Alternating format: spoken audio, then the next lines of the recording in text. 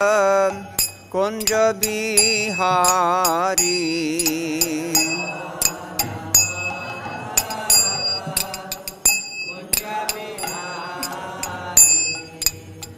गोपी जन वल्लभ गिरिवरधारी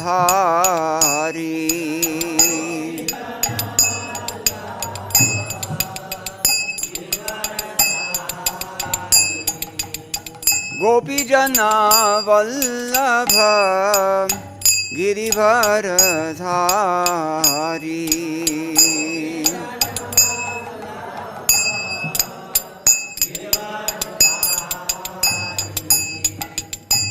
यशोदानंदन ब्रज जन रंजना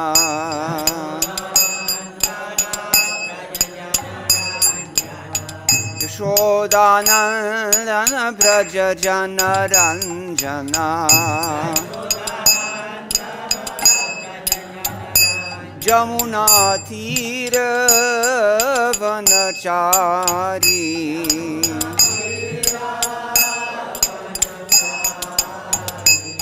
यमुना तीर वनचारी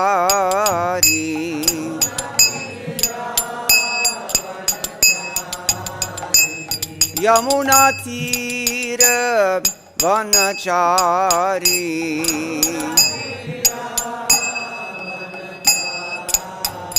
यमुना तीर वनचारी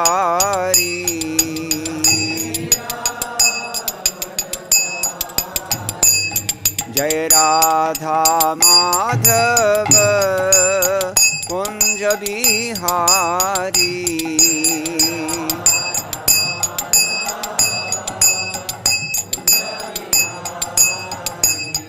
जय राधा माधव कुंज बिहारी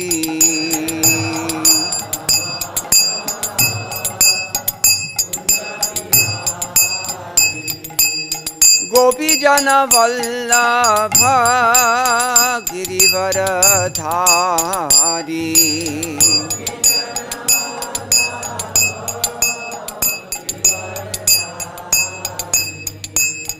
गोपी जन वल्लभ गिरिवरधारी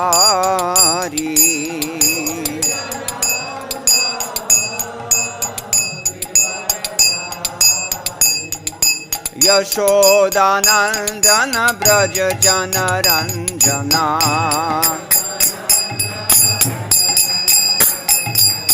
यशोदानंदन ब्रज जन रंजना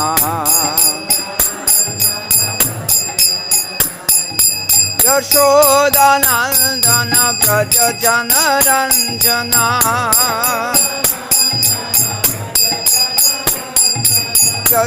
यशोदानंदन ब्रज जन रंजना यमुना तीर वनचारी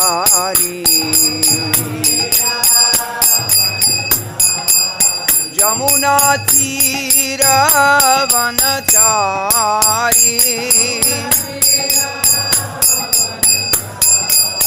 यमुना तीर वनचारी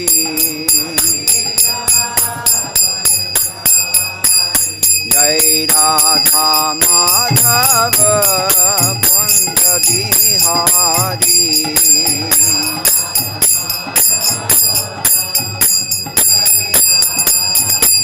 जय Radha Madhav Kunj Bihari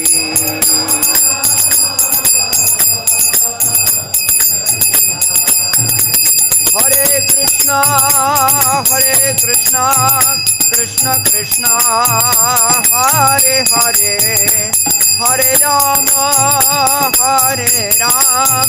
Ram Ram Hare Hare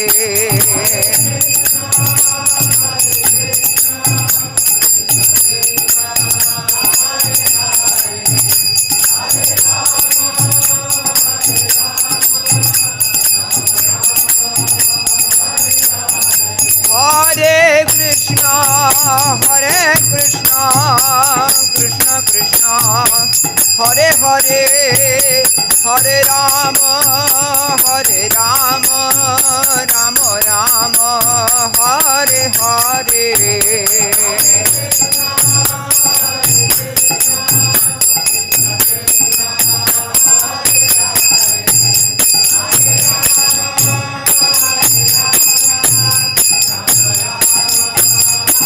Nitai Gauranga, Nitai Gauranga, Nitai Gauranga, Nitai Gauranga, Jaya Krishna Balaram, Krishna Balaram, Krishna Balaram, Jaya Krishna Balaram. Lalita Vishakha Jaya Radhe Shyam, Jaya Lalita Vishakha Jaya Radhe Shyam, Jaya Jaya Prabhupada, Prabhupada, Prabhupada, Prabhupada.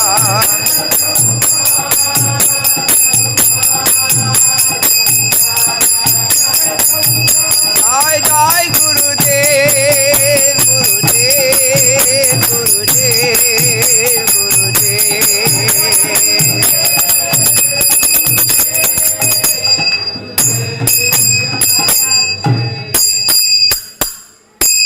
Go Premanande.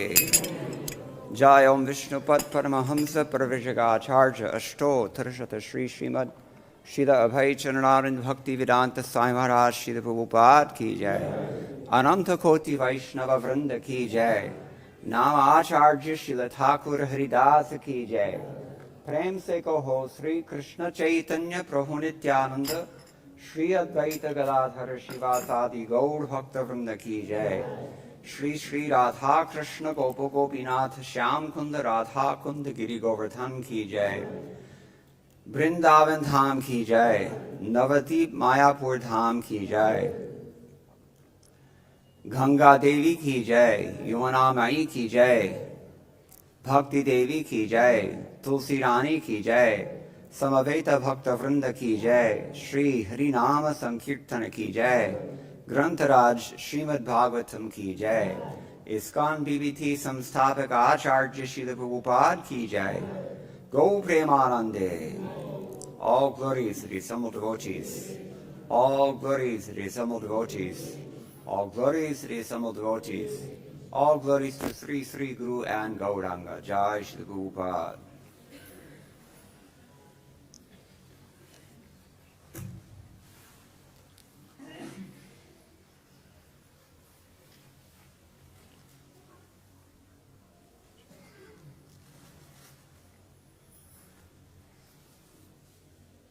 Om Namo Bhagavate Vasudevaya. Om Namo Bhagavate Vasudevaya. Om Namo Bhagavate Vasudevaya. Narayanam Namaskritya Naram Chaiva Narottamam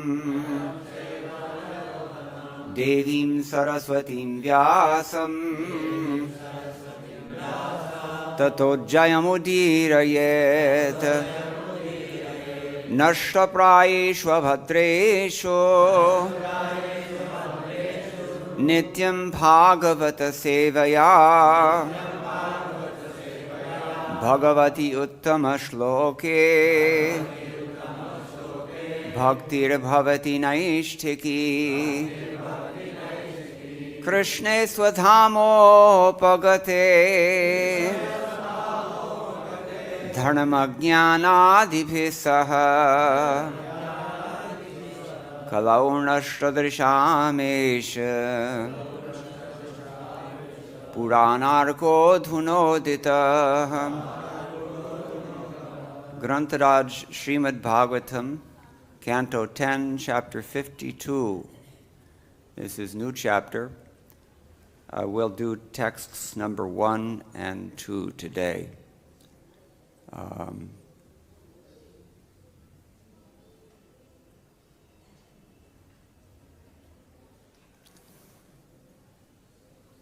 Same content, chapter 52 of Krishna book and 10th canto, but different titles for some reason. All right, so I'll begin with the chapter summary. This from the Bhagavatam, BBT edition. This chapter describes how Lord Balaram and Lord Kṛṣṇa, running as if in fear, went to Dwarka. Then Lord Kṛṣṇa heard the message of Rukmini from the mouth of a Brahmana and chose her as his wife. King Mucukunda, shown mercy by Lord Kṛṣṇa, offered obeisances and circumambulated him. The king then left the cave and saw that humans, animals, trees, and plants were all smaller than when he had fallen asleep. From this he could understand that the age of Kali was at hand. Thus, in a mood of detachment from all material association, the king began worshipping the Supreme Lord Sri Hari. Sri Krishna returned to Mathura, which was still under siege by the barbarian army. He destroyed this army, collected all the valuables the soldiers had been carrying, and set off for Dwarka.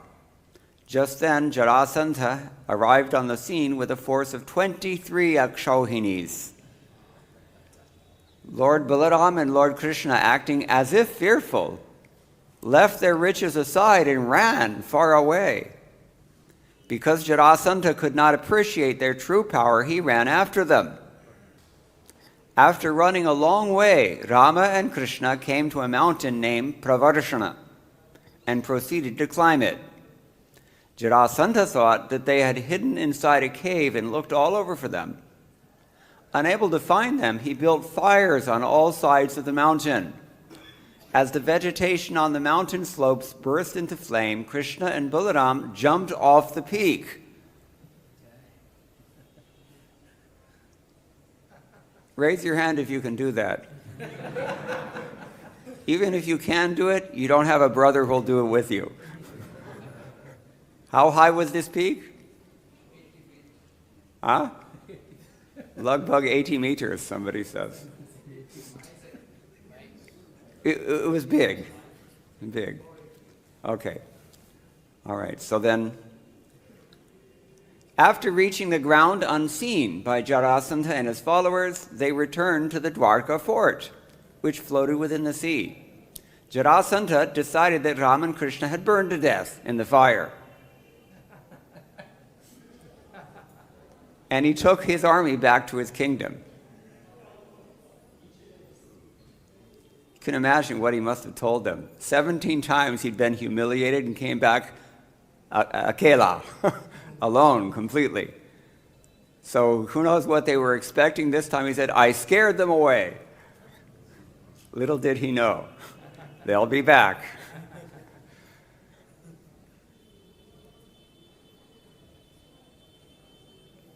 At this point, Maharaj Parīkṣit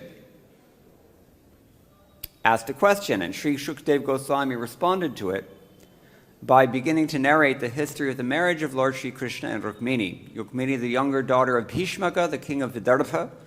Where's that? Vidarbha. Yeah, maybe Maharashtra, maybe Madhya Pradesh, I think Maharashtra. Yeah. So then, she had heard of Sri Krishna's beauty, strength, and other fine qualities, and therefore she made up her mind that he would be the perfect husband for her.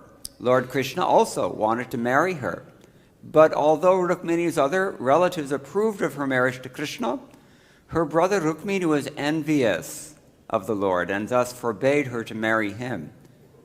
Now, this is against his own father's wishes, mind you. Interesting. So he was envious. Rukmini wanted her to marry Shishupal instead. Rukmini unhappily took her duties in preparation for the marriage, but she also sent a trustworthy Brahmana to Kṛṣṇa with a letter. Great love story. When the Brahmana arrived in Dwarka, Sri Kṛṣṇa properly honored him with the ritual worship and other tokens of reverence. The Lord then asked the Brahmana why he had come after a long time. First he take your bath and refresh yourself, sit down comfortably. He fed him, take rest now, and we can talk later. After some time, this is the etiquette. Then finally he got around to it. Why did you come? The Brahmana opened Rukmini's letter and showed it to Lord Kṛṣṇa, who had the messenger read it to him. Rukmini Devi wrote, quote, "Ever since I've heard about you, my Lord, I've become completely attracted to you. Without fail, please come before my marriage to Shishupal and take me away. In accordance with my family custom, on the day before my marriage, I will visit the temple of Goddess Ambika. That would be the best opportunity for you to appear and easily kidnap me. If you do not show me this favor, I will give up my life by fasting and observing severe vows. Then perhaps in my next life I will be able to obtain you." End quote. After reading Rukmini's letter to Lord Kṛṣṇa, the Brahmana took his leave so that he might carry out his daily religious duties. So she didn't want him to come to the palace, because if Kṛṣṇa steals her in the midst of all these kshatriyas, there's going to be a lot of bloodshed in the palace. She didn't want that to happen. So she thought, if we're a little bit out of the city, private, semi-secluded place, that's the place to kidnap me, and make sure it's before he comes. Okay, so we're not there yet. We're on only the beginning 2 verses of the chapter in which Mucukunda is still finishing up his pastime. This is from Srila Prabhupada's Krishna book. He says, when Mucukunda, the celebrated descendant of the Ikṣvāku dynasty, was favored by Lord Kṛṣṇa, he circumambulated the Lord within the cave and then came out. On coming out of the cave, Mucukunda saw that the human species had surprisingly been reduced in stature to pygmy size. Similarly, the trees had also been far reduced in size, and Mucukunda could immediately understand that the current age was Kali Yuga. Therefore, without diverting his attention, he began to travel north. Okay, so please repeat. This is text 1. Śrī-śuka uvāca. Itthaṁ so nagrahīto aṅga. kṛṣṇenekṣvāku-nandanaḥ. Itthaṁ parikramya sannamya. niścakrāma guhā-mukhāt. There's no purport here. I'm just going to read the translation. Śukadeva Gosvāmī said, "My dear king, thus graced by Lord Kṛṣṇa, Mucukunda circumambulated him and bowed down to him. Then Mucukunda, the beloved descendant of ikṣvāku, exited through the mouth of the cave." Now, let's go back to text number 1, because there is commentary by our predecessors, beginning with Sridhar Swami. He gives us a summary of the chapter also. He says, "Dvipanchashattame dhavan bhayad ivagatah purim anuvamodata sandesham rukminyad dvijavarnitam." He just says here in chapter 52, he runs as if afraid and goes to the city. He delighted in the message narrated to a Brahmana by Rukmini. A little cryptic, so it's filled out to some degree by his commentator, Vamshidhara. He says, "Evenatrapi bhaya bhava evoktaha purim dwaravatim anuvamodata svichakara itthaṁ sarvabhaumetyadyukta sa Mucukundaha ikṣvāku-nandanaḥ tatha tam Kṛṣṇam." The word iva is spoken here just to show the absence of fear. It was as if they were afraid, but they weren't actually afraid. And similarly, purim means which puri? Dwaravatim, Dwarka puri. And anuamodada śrī-śuka. Anybody understand what this means? Śrī-śuka? You can guess if you speak Hindi. Sweekar karna kya hai? Yeah, he accepted. So, itthaṁ sarvabhaumetyadyuktya Mucukunda. According to Sarvabhauma and others, sa means Mucukunda here. Ikṣvāku-nandanaḥ iti Datta. Because he gives pleasure to all the ikṣvakus, his predecessors, therefore he was ikṣvaku. He's addressed here as ikṣvāku-nandanaḥ. Nandana means to give pleasure to someone. Nandayati. We have to give pleasure to our predecessors. Most of your predecessors, they were following Bhagavata Dharma very nicely up until just a few hundred years ago. And now all bets are off. Even in Mathura, a boy came up to my wife and asked, "Yeah, Bhagavad Gita to kiska hai?" What is this Bhagavad Gita? He never even heard of it. In Mathura. If this is happening in Mathura, what to speak of Bangalore, which I call Los Angeles.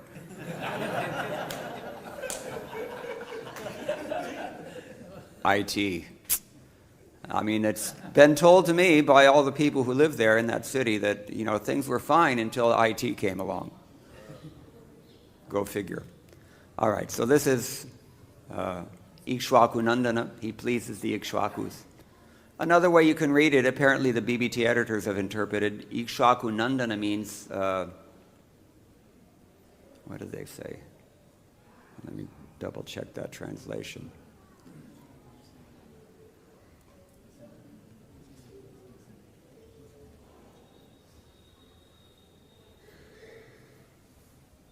Beloved descendant of ikṣvaku. Beloved to anyone and everyone, because he's a descendant of ikṣvaku. It means he's a pure descendant. He's actually representing his descendants. Are we doing that? It's something to think about. Krishna says, Purvait purva-kritam kara. You have to perform your dharma just as your predecessors performed their dharma. It's the same thing. It doesn't change. We change because the yuga changes. Makes it harder. The nature of sin, the nature of material activity in general, actually, is such that it makes it more difficult to follow Krishna consciousness. But that's another topic. Okay, so this is what he says, and we'll go on.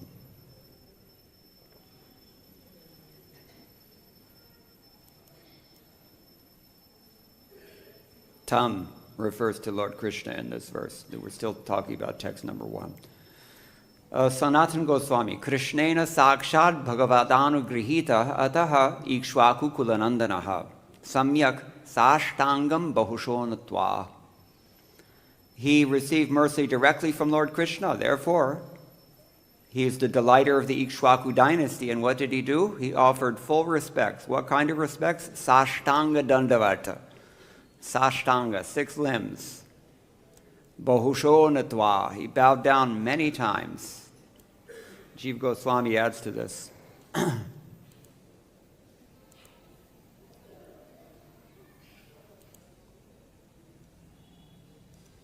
Sorry, I have a rebellious computer.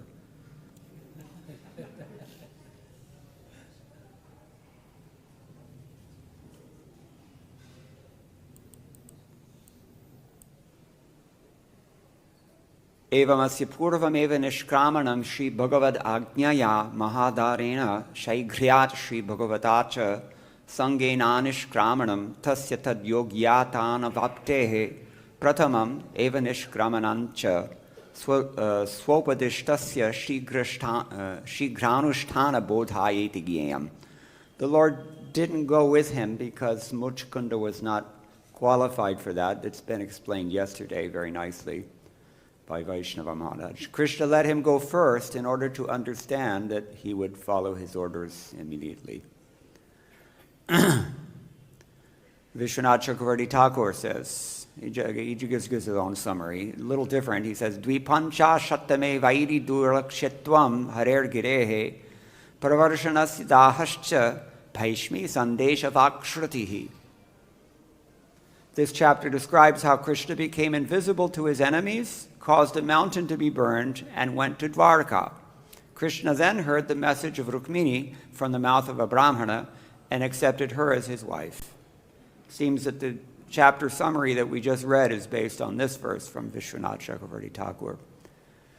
Okay, so that's text number 1. Just before we move on, a couple of things. Anugrahīta, the word is used here. It means anugraha. Graha, what does graha mean? Huh? No, not city. Huh? Graha, graha. Yeah, it means to grab, actually. To accept something, to grab something, to, take it up. Anugraha means to support something, to receive that thing, to favor someone, to foster someone. You take someone under your wing, that's called anugraha. Mercy, in other words. To uphold something, to accept something. So graha means grasp, anugraha means all these things. It's a rich term and good to consider. And another word here is sannam. The verb nam means namati, namami, to bow down. And samyak namati, that means you completely bow down. This is what he did. He was really serious about offering obeisances. Like Sanatana Gosvāmī himself, Sanatana Gosvāmī, there's a very beautiful book he's written, published now some years ago by Gopi Pranatana Prabhu in the BBT. What book am I thinking of? Anybody know? No. Although that's also nice. But what I'm thinking of is Sri Krishna, what is it? They also call it Dashamacharita. I forget the BBT title. Krishna Lilastava, correct. So this is Sanatana Gosvāmī offering his obeisances at least 108 times to Lord Kṛṣṇa and all the different pastimes and forms of the Lord. Very nice. If you prefer the Lord in a particular lila or in a particular form, you can offer obeisances specifically tuned, fine-tuned for that lila by Sanatana Gosvāmī's mercy. It's a very wonderful book, overlooked often, but very nice. All right, so that's text number 1. Text number 2, please repeat. Samvikshya kshullakan martyan Pashun virud vanaspatin Madhva kalyugam prapsam Jagamad-disham uttaram Samvikshya krullakan martyan Pashun virud vanaspatin Madhva kalyugam prapsam Jagamad-disham uttaram Samvikshya krullakan martyan Pashun virud vanaspatin Madhva kalyugam praptam Jagamad-disham uttaram. Anyone else? Samvikshya krullakan martyan Pashun virud vanaspatin Madhva kalyugam praptam Uttaram.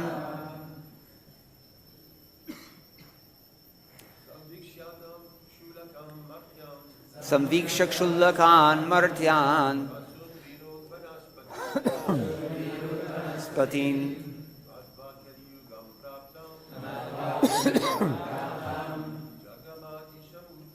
Jagamad-disham uttaram. Samvikshya kshullakan martyan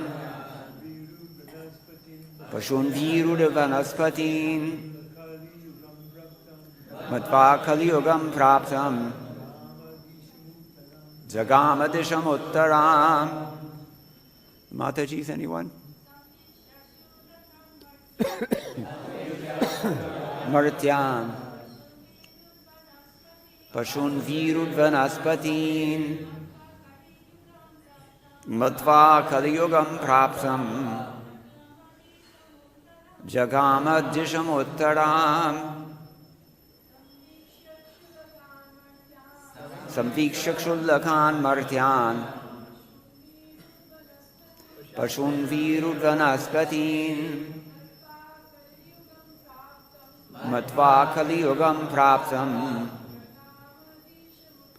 Jagama disham uttaram samvikshya, noticing, kshulakan, tiny, martyan, the human beings, pashun, animals, virut, plants, vanaspatin, and trees, matva, considering, kaliyugam, the age of Kali, praptam, having arrived, jagama, he went, disham, to the direction, uttaram, northern.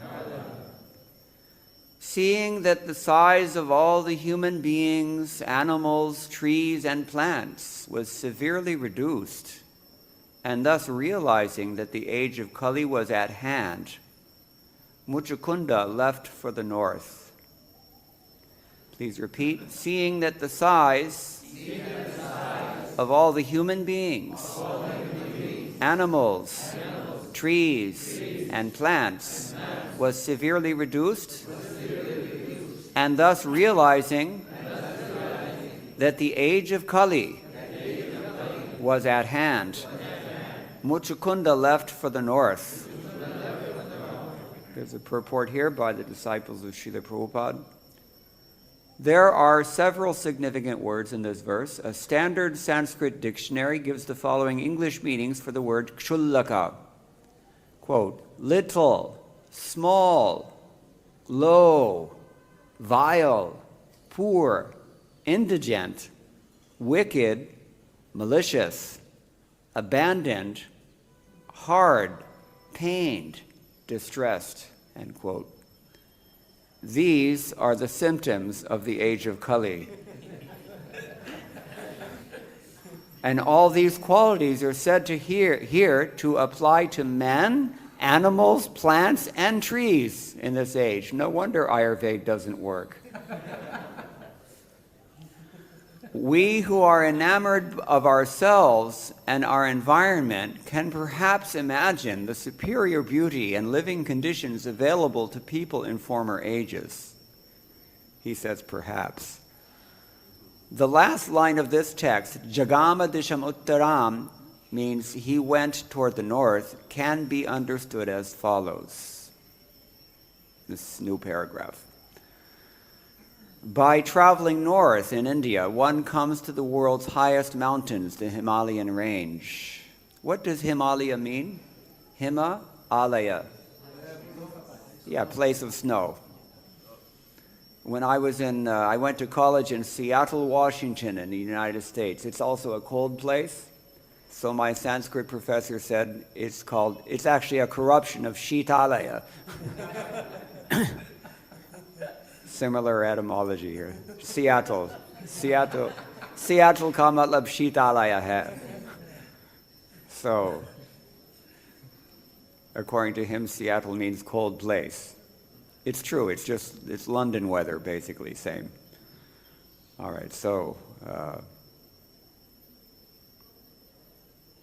there one can still find many beautiful peaks and valleys where there are quiet hermitages suitable for austerity and meditation. Thus, in Vedic culture, quote, going to the north, end quote, indicates renouncing the comforts of ordinary society and going to the Himalayan mountains to practice serious austerities for spiritual advancement.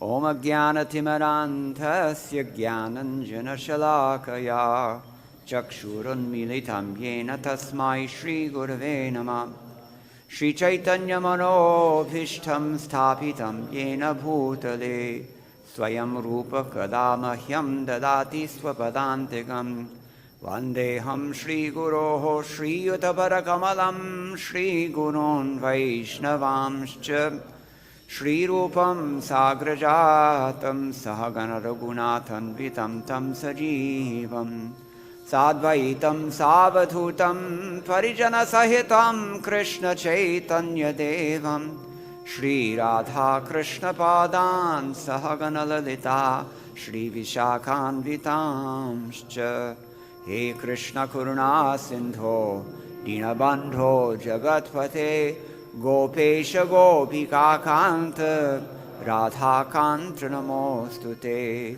Tapta Kanchana Gaurangi Radhe Vrindavaneshwari Vrishabhanusute Devi Pranamami Hare Priye Vancha Kalpatarubhyascha Kripa Sindhubhya Evacha Patitanam Pavanebhyo Vaishnavebhyo Namo Namah Jaya Shri Krishna Chaitanya Prabhu Nityananda Shri Advaita Gadadhara Shivasadi Gaur Bhakta Vrinda Hare Krishna Krishna Krishna Hare Hare Hare Rama Rama Rama Hare Hare Madgavira Bigopala Swikuryat Kripaya Yadi Tadaivasam Payaha Pitwa Hrishayustat Priyajanaha Kshullakan Alpa Pramanan. Sridhar Swami's brief commentary only says the word Kshullakan here means small in terms of measurement. His own commentator, Vamshidhara, also says a little bit more at length. I'll just summarize. The measurement was less, both in terms of qualities as well as size. Have you noticed? Even since I was a kid, people are not the same character as they used to be. It's much less in terms of qualification also. It seems like every generation is dealing with a little bit less adhikar in terms of karma and gyan, at least. The adhikar for Krishna consciousness is always there because you cannot erase it. It's eternal. But you can definitely efface it by your mischievous activities. So this is what happens in the Kali Yuga. We'll hear more about this in a moment if we have time. So this is his first thing, he says. And then he also emphasizes the north, Uttaram, hints at which place? Narayanashrama, Naranarayanashrama in the Himalayas. And then he says, quoting Srimad Bhagavatam 12th canto, this is actually, he's paraphrasing Jiva Goswami, who says the same things. Yavat sapada padmabhyam sprashan aste ramapatihi tavat kalir vai prithivim parakrantum na chashakat. That means, in Naranarayan's ashram, the age of Kali has no influence. But in general, it's said in the 12th canto, as we've quoted already, as long as Lord Sri Krishna, the husband of the goddess of fortune, touched the earth with his lotus feet, Kali Yuga was powerless to subdue this planet. So that's why, well, it's a little misleading because the verse here says, Kali Yugam Praptam, correct? Does it not say that? And what does it mean? Kali Yuga has been attained. But it's not so, because here's a contradiction. We often find contradictions in Krishna consciousness. Have you noticed? It's everywhere. Why? Because it's necessary for contradiction to be everywhere if the absolute truth is of the nature of achintya bheda bheda, which it is. So everything you say about Krishna, you can find something to negate it also. That's why devotees are always arguing, especially on the internet. If I had come to Krishna consciousness when there was an internet, I don't know what would have happened. I don't know what people think, and anyway. So we shouldn't be bent out of shape when we have apparent contradictions or real contradictions. Apparent contradictions, those can be reconciled. That's called a paradox we heard the other day. They can be reconciled by astute philosophy. Therefore, we have to read Prabhupada's books every day. How much every day? What did Prabhupada say? 1 hour. I heard a lecture, he said 2 hours. That is tapasya. Here we're talking about tapasya. One devotee came from somewhere outside of India. The other day we were talking. So she just wanted to spend time in the temple. Instead of going around sightseeing or shopping in Loy Bazaar as people do. You know, I've only got a few days here, let me use it for what's the real thing? Hearing and chanting about Krishna. So this is intelligence. Yajanti hisnumehtasaha. So hearing also is essential. We have to know these things. Then we can reconcile apparent philosophical problems, and we can recognize philosophical problems. In a country full of blind people, even a guy with only one eye is considered to be a great visionary. So, you know, similarly, if nobody's reading Prabhupada's books, then you can tell them anything and they believe it. Very easy to cheat people. This is the great danger. My god brother Shubhananda, bless his heart, it was by his grace that I saw Srila Prabhupada. He's gone now, but he took kindness upon me, and he invited me to come to see Srila Prabhupada. He wrote a book, he compiled a book of interviews with various scholars, religious scholars, worldwide, India, the West, everywhere. And he asked them all the same questions about ISKCON. And one of the questions he asked was, what do you think is the future of the Hare Krishna movement now that our founder Acharya has left? This book was published in 1980, so the matter was still fresh in everyone's mind. And all of them, independent of each other, they were interviewed alag-alag, separate, so they all said the same thing. If the devotees simply follow these 4 principles, simply chant their 16 rounds seriously, sincerely, and study Srila Prabhupada's books, attend the programs in the temple, associate with devotees, all the things, basic things that Prabhupada taught us to do, then this movement has a bright future. It will go on forever unchecked because no one can check it. What did Prabhupada say about the possibility of checking this movement? Does anyone know? We have nothing to fear from outside. What do we have to fear? And inside means hypocrisy.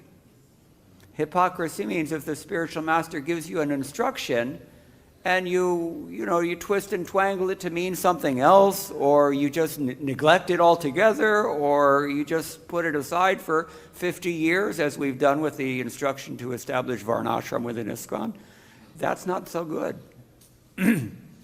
Because all these things are there actually to help us, and to help us do the simple, basic things. Chanting your rounds, following the principles. We heard very nicely from Sankarshan Prabhu the other day. Just follow the basic thing, straight, sincerely, with faith, and you will become Krishna conscious. Look at him.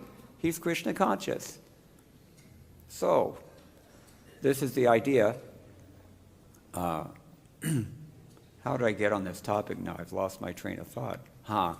Even during the time of Lord Krishna's presence, the earth was staving off the Kali Yuga. So, then why does it say Kali Yuga had arrived? It's described here in the commentaries. Although even during the time of Lord Krishna's presence on earth, Kali Yuga had entered the earth to a slight extent through the impious activities of Duryodhana and his allies.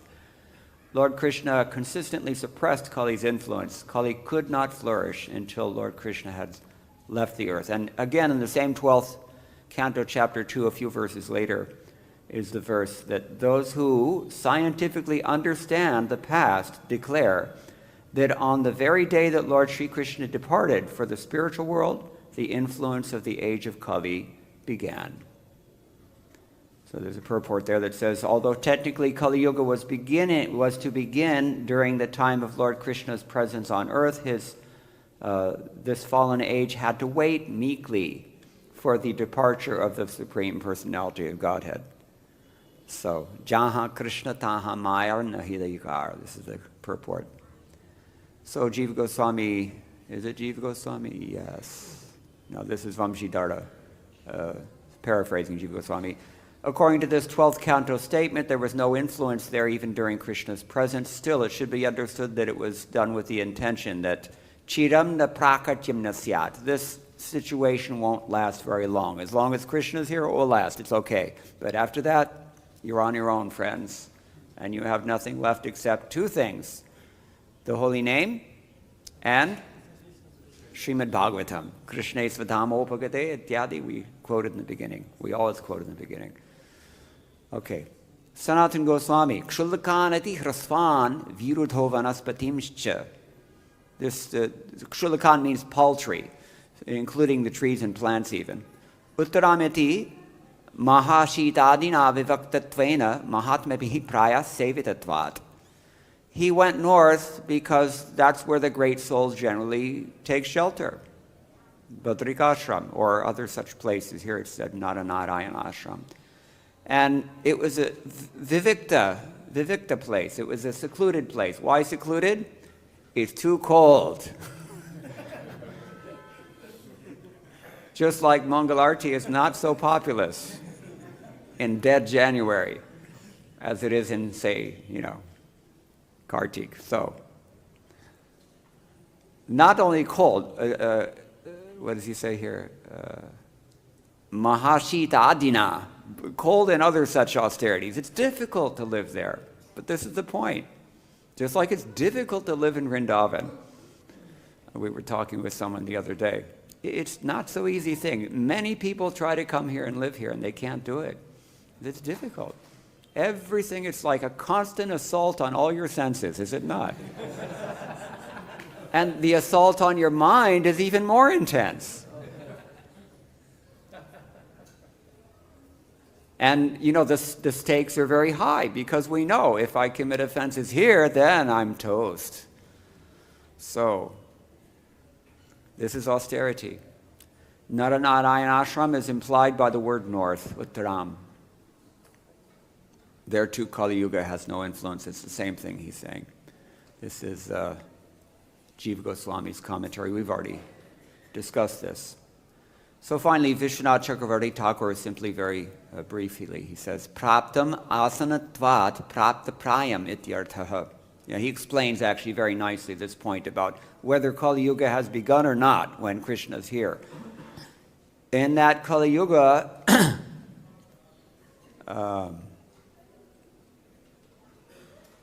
was near, here arrived, or prapta means it had almost arrived. Kali Yugam prapta prayam, almost prapta.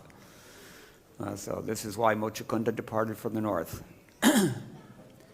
Vira Aghavacharya of the Sri Vaishnava Sampradaya also says here that understanding from the diminishing size among human beings and others that Kali Yuga had arrived, he departed for the northern direction to perform austerities, etc., etc. That's the same thing. So samvikshya, the word is used here. Just like we had with sannamya, to completely offer obeisances. So what does samvikshya mean? Viksh means to see. So samvikshya, he saw very well. He saw that this is definitely Kali Yuga's influence. That's one thing. Kṣulaka we've already described as per all the tikas. So he went to the north, and this is something we find as it's mentioned in the purport but not elaborated. Just like we heard the other day that Dhritarashtra went with his wife Gandhari and also Vidura. Quote, Srimad Bhagavatam, 1st Canto, Chapter 13, Text 27. He is certainly a first-class man who awakens and understands, either by himself or from others, the falsity and misery of this material world, and thus leaves home and depends fully on the personality of Godhead residing within his heart. That's not so comfortable verse for the newlyweds. But it's the reality that you are going to be removed from your comfortable situation, whatever it is, even if you're not married, even if you're just have a comfy situation in the ashram also. understand that it's not going to last forever, because nothing does in this world. Nothing lasts. All things must pass. So, and then, please therefore, this is Vidura advising the two, that please therefore leave for the north immediately without letting your relatives know, for soon that time will approach which will diminish the good qualities of men. We've discussed this already. He's talking about Kali Yuga. He said, you think it's difficult now, just wait until later. I mean, we can say this at any point in time, actually, because Kali Yuga does degrade everything. Kalim sattva haram pungsam. It's particularly all things sattvic are diminished by Kali Yuga, taken away by Kali Yuga. Hri, harati, sattva haram. That's the nature of this age. So if you're having trouble in 2024, you should understand your troubles are going to be multiplied in 2030. It's a fact. If you think that you cannot do Krishna consciousness when you're young, try doing it when you're old. You can't see properly, you can't breathe properly, you can't move properly, you can't hear properly, you can't remember anything, adi, adi, adi, adi. So, ityadi. So, this is the point. Vidura's pushing on these two. We're all Dhritarashtra's, Prabhupada said. Every one of us is a paltry-minded, stubborn Dhritarashtra. And, that's why Maya has to slap us around until we get some sense knocked into us.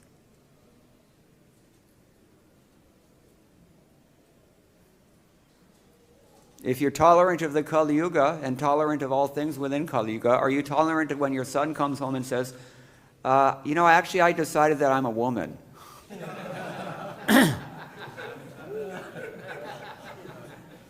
Because in America, you can choose nowadays. This is the new thing. You have a choice, they say. It's not biological. It's not like, the fact that there's only 2 chromosomes, either X or Y. It doesn't matter. You can choose, they say. Anyway. Evam Raja. We're continuing. I'll just read English.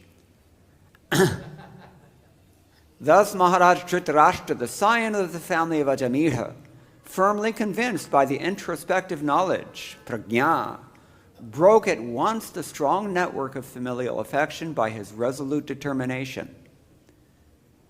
This is one thing that the Kshatriyas have, one qualification, they have it. Do we know this from Bhagavad Gita? Anybody know the verse? Yeah, dhriti means determination. So he was able to do this, at least. That was his saving grace. Thus, he immediately left home and set out on the path of liberation as directed by his younger brother, Vidura. Wonderful purports to all these verses by Srila Prabhupada, but we don't have time.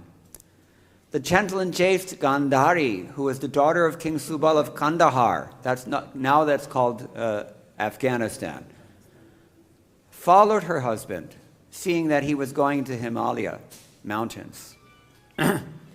Just like if the husband wants to go out and preach, but the wife wants to stay home. That's not good. She should assist, if she's chaste at least. We know from the example of Prabhupada and long before him, Ramanujacharya had the same problem. It's nothing new. Women haven't changed for 5,000 years.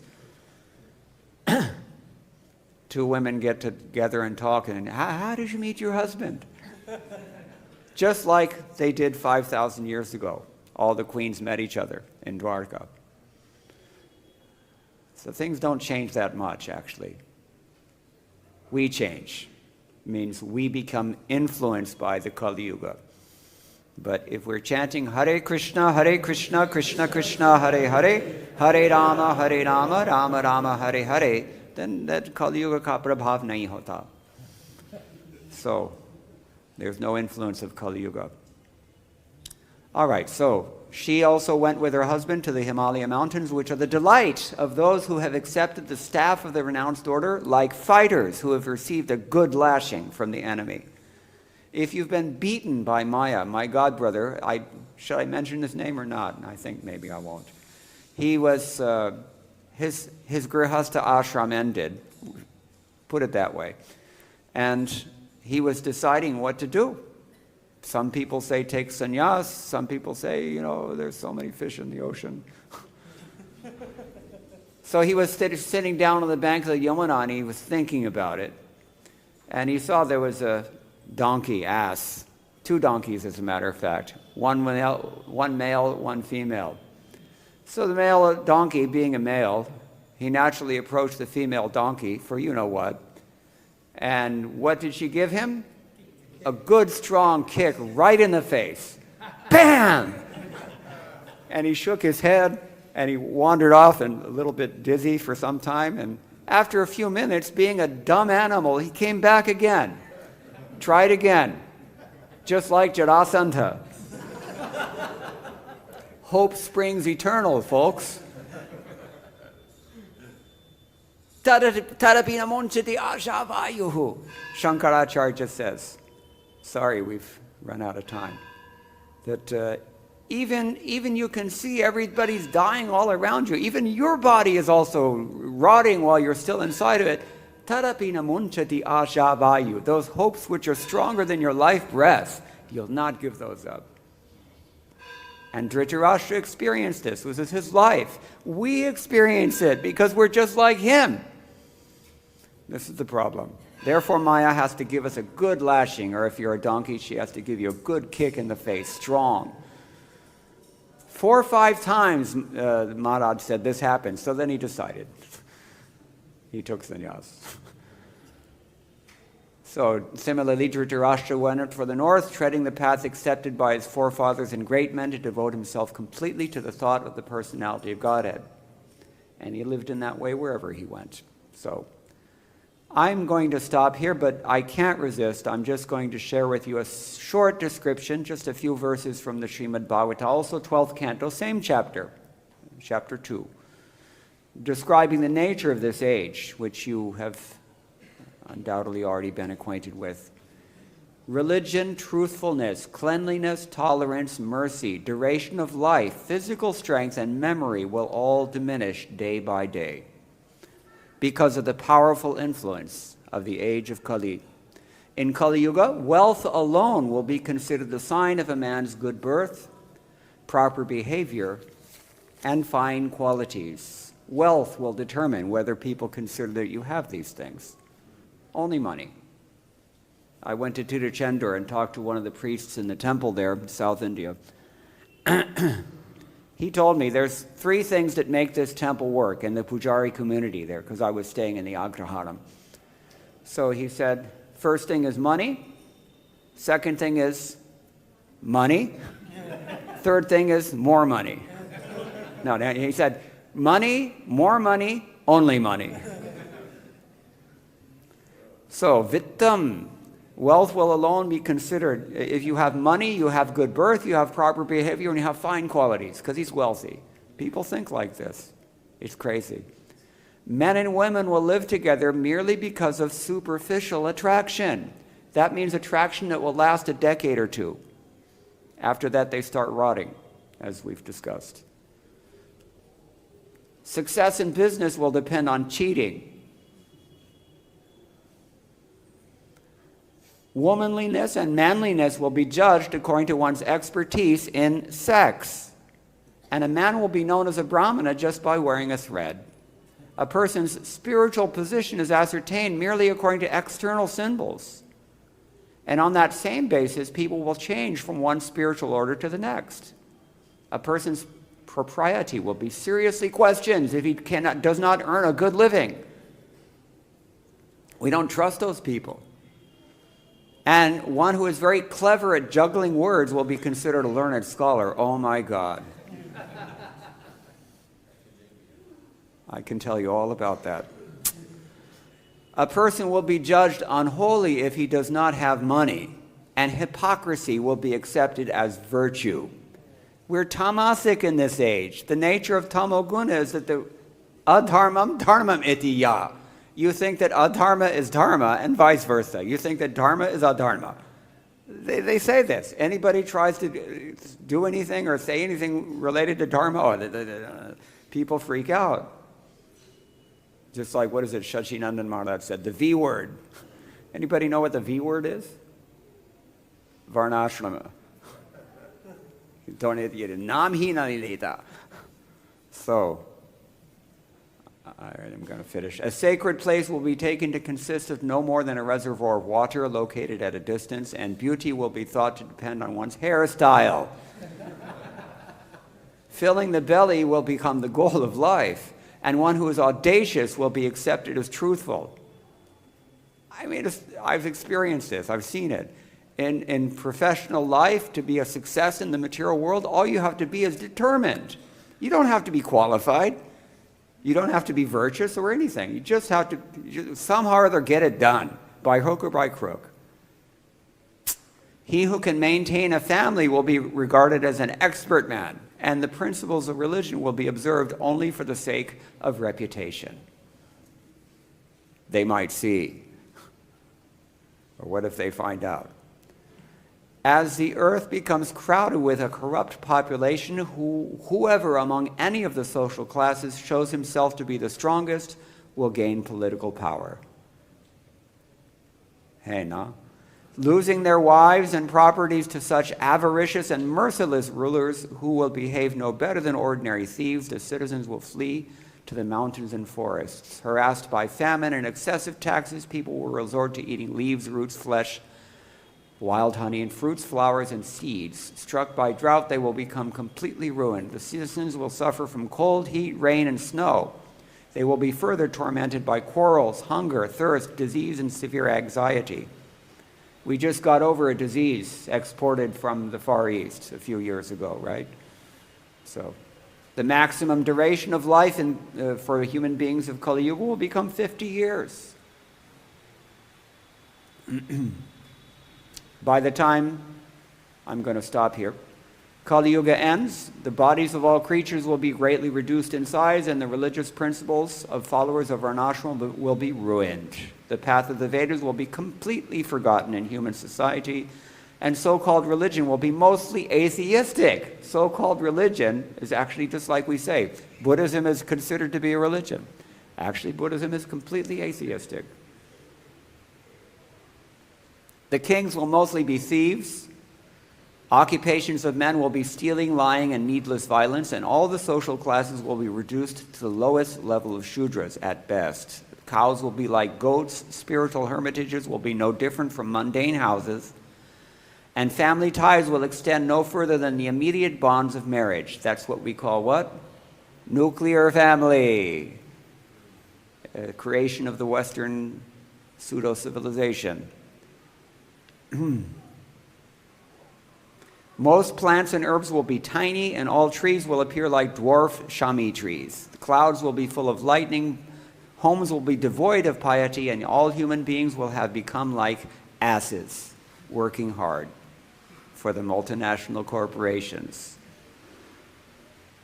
That's why you're on shore if you work for somebody else's country. IT professionals will understand this. At that time, the Supreme Personality of Godhead will appear on the earth, acting with the power of pure spiritual goodness. He will rescue eternal religion. But until that time, we do have one respite for the next 10,000 years. What is that? Chaitanya Mahaprabhu. Golden Age. And in this Kali Yuga, we have the Yuga Dharma, Nama Sankirtana, chanting Hare Krishna, Krishna Krishna, Hare Hare, Hare Rama, Rama Rama, Hare Hare. There was a poet named Kavi Ratna, who Rupa Goswami quotes in his Padyavali, text 41, that he says very nicely, poetically, he says, Aho, aho bhir nakaler viduyate, sudha, sudhara, madhuram pade pade, dine, dine, chandana, chandra shitalam, yasho, yashoda, tanayasya giyate.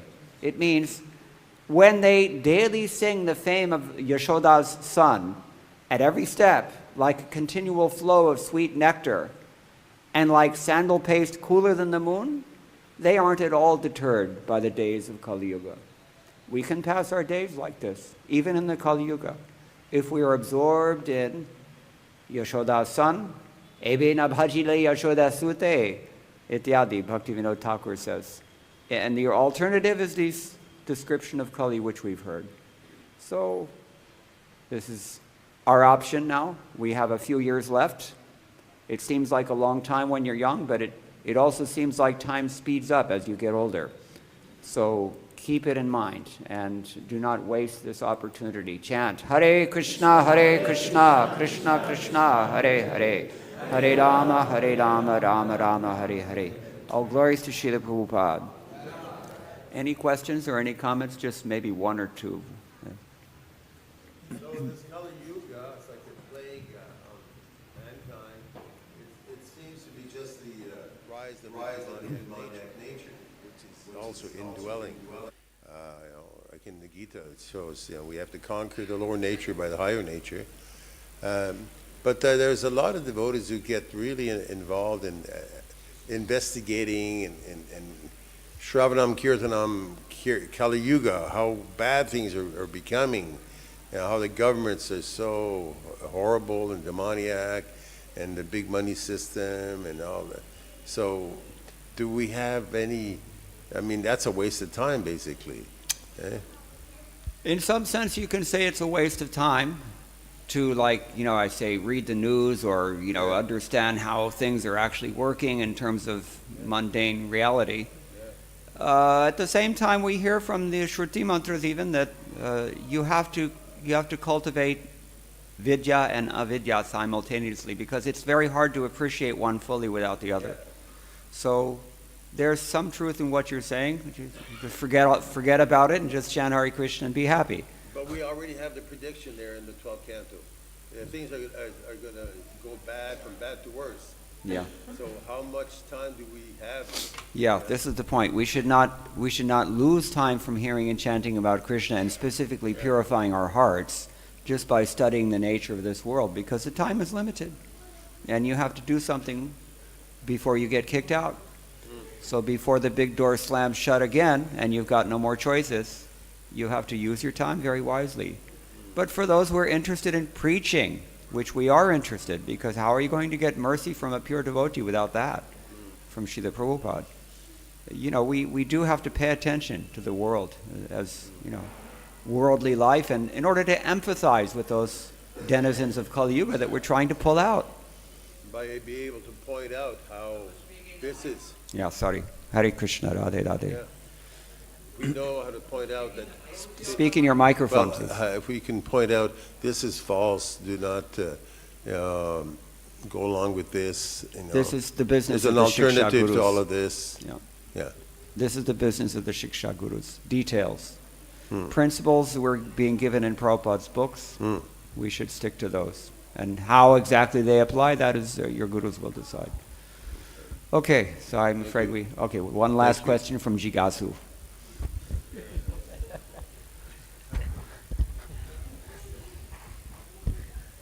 Hare Krishna. Prabhu, as we see this Mucukunda, when he saw all things were reduced, so his height was much bigger than what was reduced. Maybe that's what we heard yesterday. Maybe 20 feet or more than that. That's why Krishna told him to stick around a little while and you can take another birth and then you'll fit. Otherwise, if he's too big, he won't be able to get in the door of the Krishna Balaram temple. Yeah. Is that answering your question? Okay. Hare Krishna. All glories to Srila Prabhupada. Thank you very much. Hare Krishna.